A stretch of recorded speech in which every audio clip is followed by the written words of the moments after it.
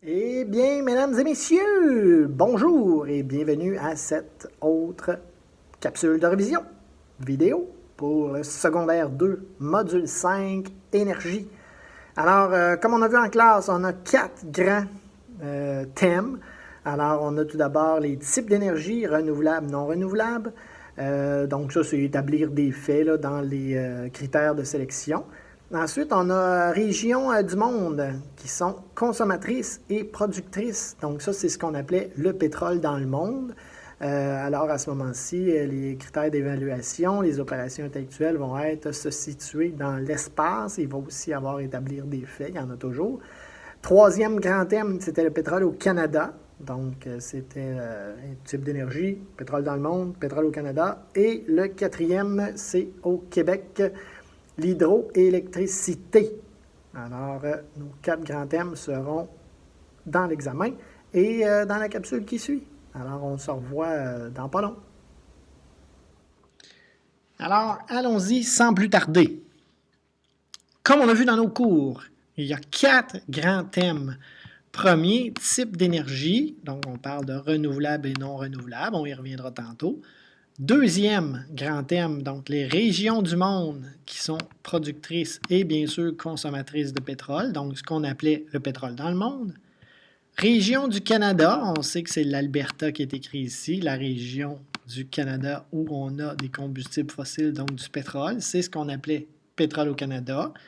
Ensuite, on termine ici, là, on termine, mais il y a une petite liaison, là, les différences dans les types de sols. Donc, c'est une comparaison entre le pétrole d'Alberta et au Québec, c'est quoi? C'est l'énergie hydroélectrique. Donc, nos 4 grands thèmes. Type d'énergie au total, donc renouvelable et non renouvelable. Pétrole dans le monde, pétrole au Canada et l'hydroélectricité au Québec. Alors, si on efface ça et qu'on reprend nos thèmes un par un, donc type d'énergie renouvelable et non renouvelable, c'est quand même facile quand on vient ici dans notre document. Vous voyez, donc, on a nos sources d'énergie non renouvelables, renouvelables. Les non renouvelables sont pétrole, gaz naturel, charbon, qui sont des énergies fossiles, c'est-à-dire des résidus de végétaux et d'animaux qui se sont infiltrés dans le sol par le passé. Et on a notre énergie nucléaire qui, elle, vient de l'uranium, un minerai. Dans nos énergies renouvelables, on a l'énergie hydraulique, donc avec de l'eau qu'on va faire de l'hydroélectricité, solaire avec le soleil, éolienne le vent, géothermique qui provient d'une source interne de la Terre de la chaleur, marée motrice qui vient avec les cours d'eau, les marées montantes et descendantes, et biomasse qui est une récupération de déchets. On va être capable de faire de l'électricité avec ça.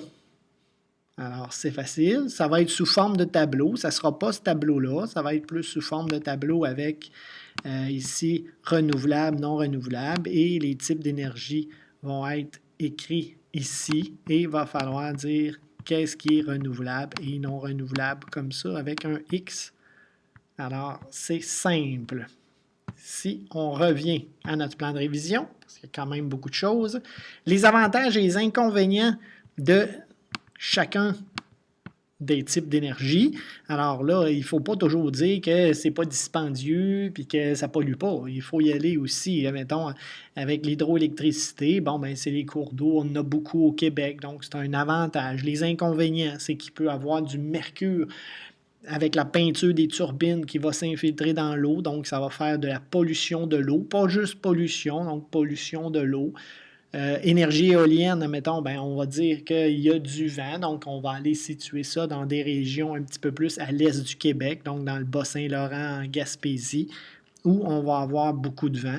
Les inconvénients, ben, c'est que c'est des grosses structures, ça va un peu défaire le paysage des gens de là-bas. Ça peut être aussi bruyant lorsqu'on est à proximité des tours éoliennes, et ainsi de suite. Là, je ne dirai pas toutes, parce que justement, c'est à vous de les chercher, mais il faut expliquer ça.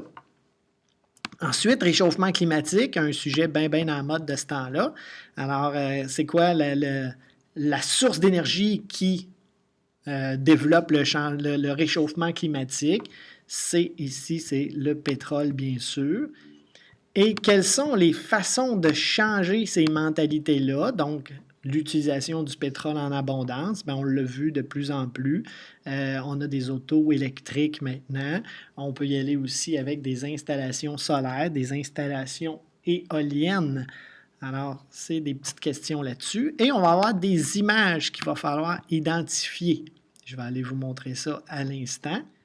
Alors, on a nos images ici. Alors, ici, ça serait quoi? Bien, ça serait une centrale hydroélectrique. On voit ici que c'est une centrale au fil de l'eau. On va en parler. On en a parlé dans le cours, mais on va le voir tantôt. Donc, le débit d'eau est assez fort, donc c'est au fil de l'eau. Ici, on voit image d'installation pour les panneaux solaires. Ici, comme je vous disais tantôt, des paysages qui sont un petit peu contaminés. Quoi qu'il y en a qui trouvent ça beau, il y en a d'autres qui trouvent ça laid, donc de éoliennes. Et ici, regardez, là, c'est une vue aérienne, donc on a un cours d'eau. Et ici, ça a l'air d'être des grosses pastilles, là, des grosses pilules, mais dans le fond, c'est des réservoirs de pétrole. Alors ici, on a la raffinerie. Et là, ici, on a nos réservoirs de pétrole. Il y en a dans la région de Montréal lorsqu'on arrive à Montréal-Est. Alors, c'est des images comme ça qu'il va falloir identifier. Est-ce que ça sera les mêmes? Surprise, vous verrez. Mais c'est des images à identifier. Alors, on a déjà un des 4 grands thèmes de passé qui étaient les types d'énergie, alors renouvelables et non renouvelables.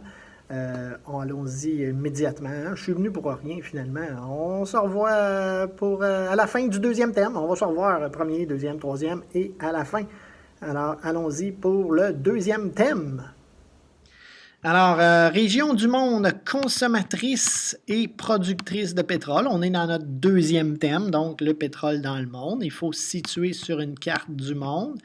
Alors, ça va ressembler à ça. Vous allez avoir une carte du monde ici, comme ça. Il va y avoir des cercles. Donc, il va y avoir des cercles, mettons, ici comme ça, ici comme ça. C'est des choses qu'on a vues en classe en passant, hein? Comme ça, cercle ici comme ça, cercle ici comme ça, cercle ici comme ça et cercle ici comme ça. Alors, la région productrice serait la région du Proche et Moyen-Orient ici. Région consommatrice, c'est un peu comme nos grandes mégalopoles qu'on a vues au début de l'année. Donc, la région ici, là, c'est plus le nord-est américain, là, parce que si on disait l'ouest américain, ce serait ici. C'est dans l'ouest, mais c'est est américain. Ici, région de l'Europe. Et ici, région est et sud-est asiatique, juste région asiatique, c'est correct. Et ici, c'est la région qui produit. Comme ça, on va avoir la question qu'est-ce que l'OPEP? L'OPEP, c'est l'Organisation des pays exportateurs de pétrole. Et on va avoir des vrais ou faux concernant les régions consommatrices et la région productrice. Si on vient ici, les régions productrices, oui, c'est le Proche et le Moyen-Orient. Si on met le S, ben regardez pourquoi j'ai mis le S, là. Vous allez voir. Voilà, c'est ici. Donc, on a le Moyen-Orient et on a l'Amérique du Sud avec le Venezuela. Par contre, si on revient ici, comme je vous expliquais tantôt, carte du monde. Ici, là, il n'aura pas le cercle là, du Venezuela. Là. OK, il ne l'aura pas. Ça va vraiment être ici le cercle. Alors, c'est compris comme ça. Revenons. Et voilà, 2 thèmes de passé, ça va bien. C'était le pétrole dans le monde. Alors, on a vu, il fallait vraiment se situer dans l'espace et aussi établir des faits. Le 3e thème qu'on voit immédiatement, région du Canada, donc le pétrole dans le Canada. On vient de voir le pétrole dans le monde, le pétrole dans le Canada. Alors, ça va être vraiment, encore une fois, se situer dans l'espace, savoir où c'est situé, donc en Alberta, dans l'ouest du Canada. Il va aussi avoir des avantages et des inconvénients. Fait qu'il va avoir établir des faits et il va avoir aussi des causes et des conséquences. Vous allez voir en ce qui a trait aux emplois, le coût de la vie. Vous allez voir ça. Le 3e grand sujet est la région au Canada qui produit le plus de combustible fossile, c'est-à-dire le pétrole, encore une fois. On appelle ça des sables bitumineux.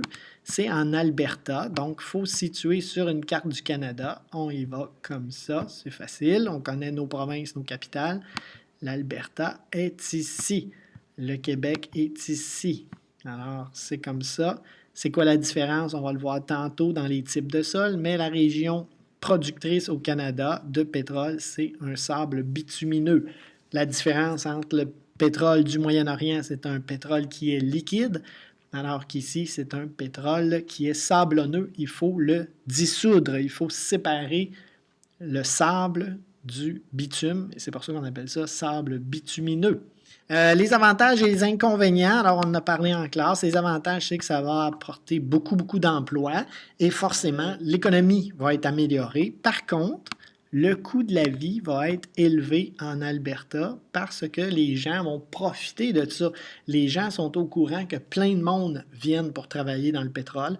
Alors, le coût de la vie est très élevé. Les maisons sont plus chères, les logements sont plus chers. C'est ici le gros inconvénient.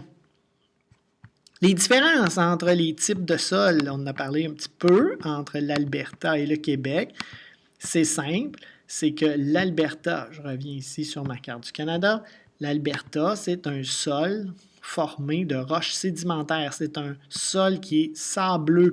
Donc, avec le temps, les végétaux et les animaux morts ont pénétré dans le sol, ce qui fait qu'on a énormément de pétrole à l'intérieur du sol, alors qu'au Québec, c'est un sol de roches ignées, c'est un sol qui est dur, mais ça va favoriser beaucoup de lacs, beaucoup de rivières, et avec ces rivières-là, on va y aller avec des centrales hydroélectriques. C'est ça la différence dans le type de sol, c'est un sol qui est mou, alors qu'ici, c'est un sol qui est dur.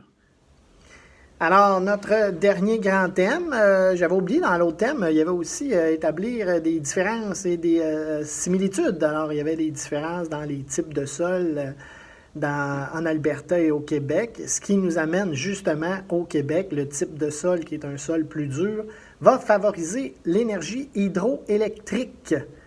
Alors, allons-y immédiatement. Ensuite, notre quatrième thème, l'énergie au Québec. Alors, étant donné qu'on a beaucoup d'eau, on va y aller, nous, avec une énergie hydroélectrique. Donc, les deux grands complexes qu'il faut situer sur une carte du Québec. On s'en vient sur une carte du Québec. Le complexe qu'on va appeler la Jamésie ou le complexe La Grande, qui est situé plus ici dans la région de la baie James, et le complexe Manicoutarde. Revenons au plan de révision. Faire la différence entre une centrale au fil de l'eau et une centrale à réservoir, bien, c'est facile. La centrale au fil de l'eau, c'est lorsque le sol est, pas le sol, mais le débit de l'eau, lorsque le débit de l'eau est très fort, bien, on peut installer la centrale directement sur la rivière et à ce moment-là, ça va bien. Et à réservoir, bien, c'est lorsque le débit de la rivière, le débit de l'eau n'est pas assez fort, on emmagasine l'eau dans un immense réservoir, on provoque une chute artificielle et lorsqu'on a besoin d'une grande production d'électricité, bien, on ouvre les vannes du réservoir et ça permet à l'eau de venir faire tourner la turbine qui provoquera l'électricité. Alors, voilà pour notre plan de révision pour le module 5, secondaire 2, énergie. Et voilà, c'est terminé. Alors, comme on a vu en classe et comme on a vu dans la capsule, c'était les 4 grands thèmes, c'est-à-dire énergie renouvelable et non renouvelable. Un peu plus, puis je disais l'énergie dans le monde avant. Hein? Énergie renouvelable et non renouvelable, énergie dans le monde, pétrole au Canada et hydroélectricité au Québec. Et comme à chaque fois, n'oubliez pas, des petites questions de révision sur les modules 1, 2, 3 et 4, parce que là, on est dans le module 5. Voilà!